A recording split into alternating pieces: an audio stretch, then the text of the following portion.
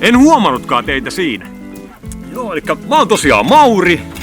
Ja Haadeksen kanssa me ollaan yhdessä pyöritty jo 3 vuotta. Että me ollaan siis täydellinen metsästyspari. Ja että mä rakastan tätä koiraa. Jotkuthan siitäkin kitisee, että onko se nyt oikein mennä ampumaan. Mutta kyllä mun mielestä eläin on elänyt elämisen arvoisen elämän tuolla luonnossa.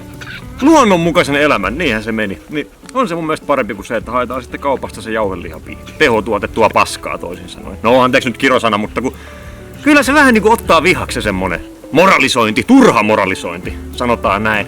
Itse asiassa kellohan rupeekin olla jo sen verran, että voidaan lähteä tonne hirvimettälle. No, mulla on täältä mun kivääri.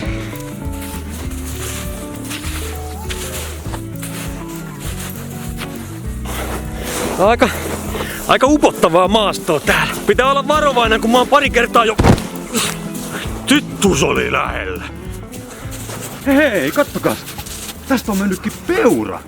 Joo, peurat on semmosia, että niitä saa ampua tosta syyskuun lopusta aina sinne helmikuun puoleen väliin asti, mutta nyt kun ollaan hirvimettällä, niin keskitytään nyt vaan niihin hirviin. No niin, mennään.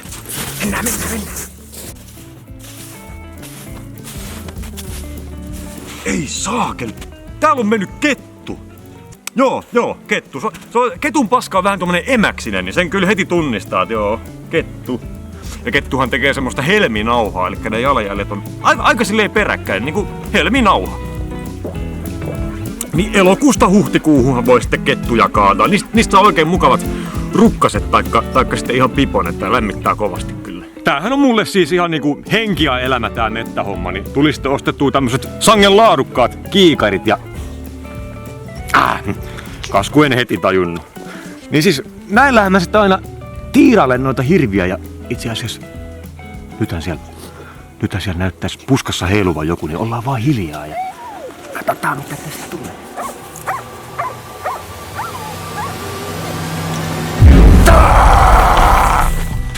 Metsästyskortti! Mitä hemme? Metsästyskortti tänne, vitu homo! No, kyllä mulla nyt metsästyskortti on, mutta en mä nyt rupea sitä kelle tahansa näyttämään, että oot sä joku tarkastaja. No niin, ei sulla mitään korttia oo! Sitten sä tarvit tätäkään! No niin.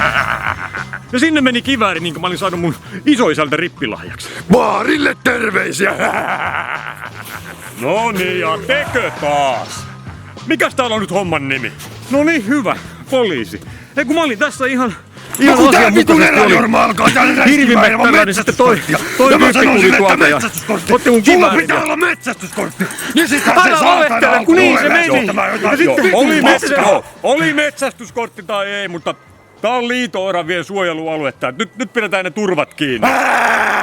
Jumalauta. No niin, hoidetaan tää sitten toisella tavalla. Ja sitten mä sanon... No niin, tää on hoidettu. Joo, lähdetään kahville. No niin, tule Haades. Susta tulee kyllä vielä hyvä poliisikoira, vei.